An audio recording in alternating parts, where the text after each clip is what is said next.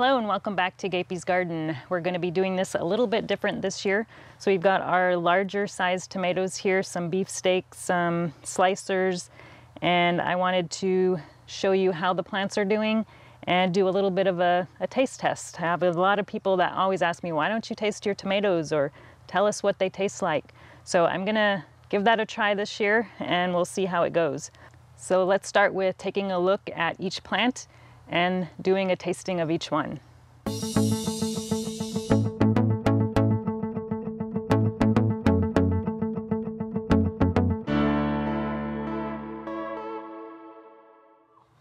Let's start with this Skykomish tomato.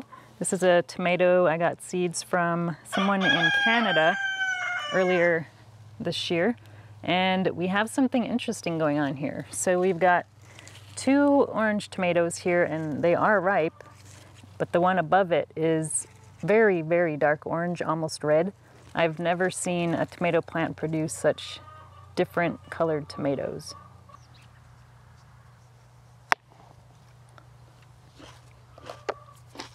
Has a very mild tomato flavor. The skin is a little bit thick and crunchy, but not as much as some of the others. It's pretty tasty. This here is the Japanese black trifle. I have harvested a few of these already, but it is not nearly as productive as it normally is, so I'm not sure what's going on. But this is usually a very, very good tomato. This one here is a little bit odd shaped. The normal shaping of this is kind of a teardrop shape. So let's pick one here. Oop, this one got pooped on by a bird.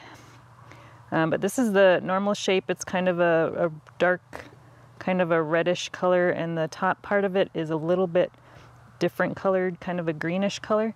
But it just did not grow very well this year. It didn't get very tall at all. It's one of the shortest of the tomatoes this year. So I'm not going to save seeds from this one. I still have some seeds saved from previous years, so I'm definitely going to try it again, but a little disappointing this year.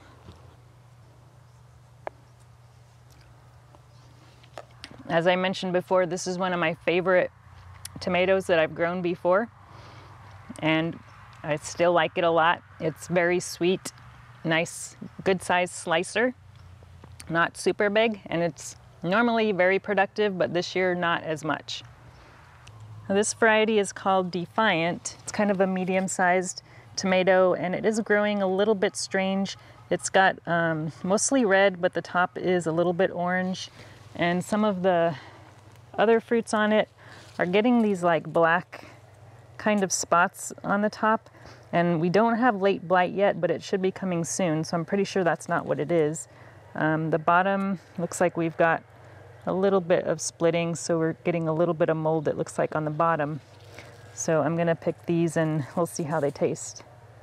This one looks okay on the bottom. But yeah, this one just not doing very well either.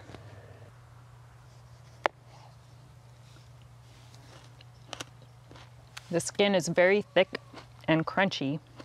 It has a very tomatoey flavor, not really very sweet. Not a great tasting tomato, but not terrible. Now here we have Dr. Wyche's yellow. This is the first time I've grown this one, and it's actually a little bit more like an orange color, looks like. So not quite yellow, but more of a light orange. This one isn't quite ready yet. We do have one back here that looks like it is ripe. So this is the color of the ripe one, and these are a good sized beefsteak tomato and very delicious. This is a very good tomato. I highly recommend it. It's doing a little bit better than the other larger tomato varieties that I'm growing this year, and it is fairly productive too.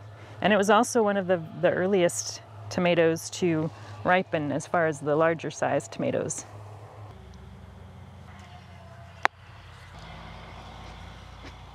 This tastes like a traditional tomato, not super sweet. Really good on sandwiches, I think. It's a good tasting tomato. And here we have Amish Paste. This is another one I haven't grown before.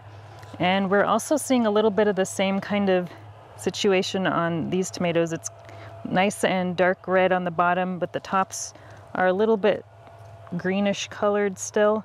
So I'm not sure what's going on there. And here's another one that's kind of the same. It feels very soft, so I think this is actually ripe, but the top part just doesn't look like it's ripening.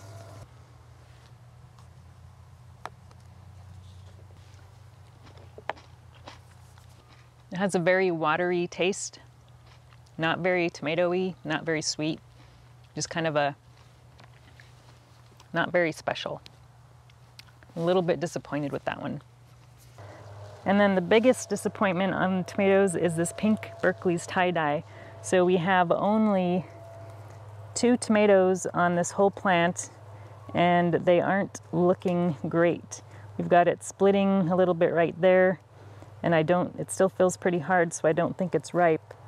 So really not a good year for that one. And I've tried growing the Berkeley Tie Dyes several times, and they just never do well for me.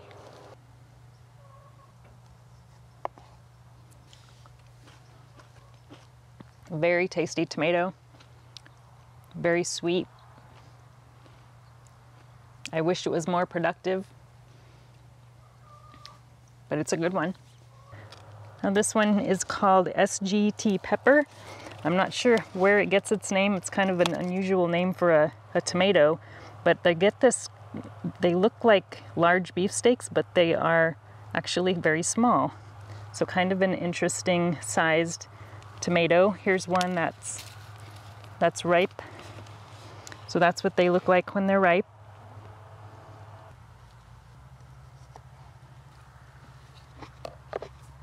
This is surprisingly good. Very sweet. The skin is pretty thin, but it doesn't seem to split easily. I really like this one. And here's some cherry tomatoes I just harvested. I covered all of these in my previous video on the cherry tomatoes I'm growing this year. So if you haven't seen that, be sure to check that out. Now the last 2 larger sized tomatoes are here in the greenhouse.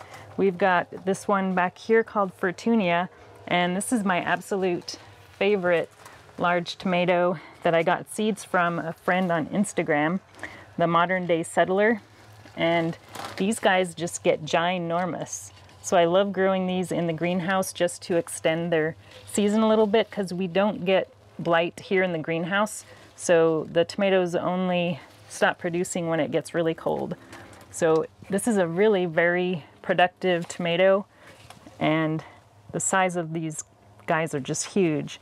Most of the tomatoes get over a pound.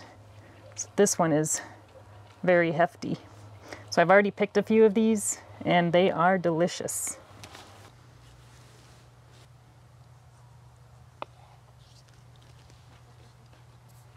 Much better taste than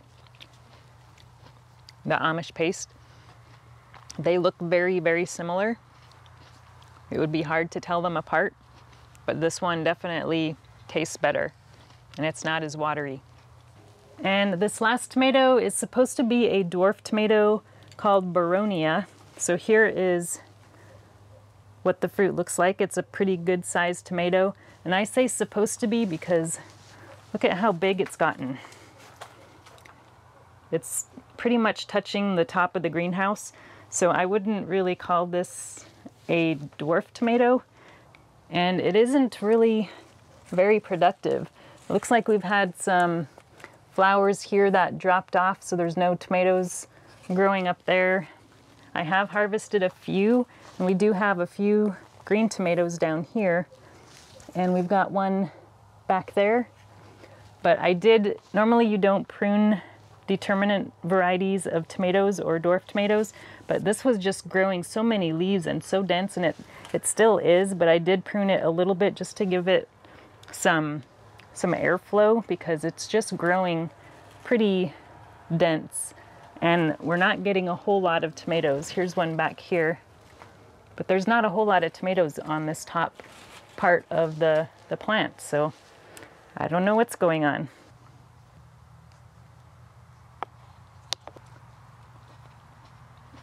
Very mild tomato, not super sweet, but it's not bad.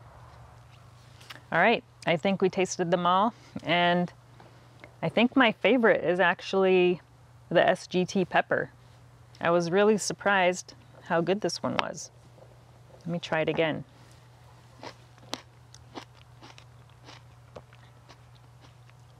I think it has more of an acidic taste to it, maybe.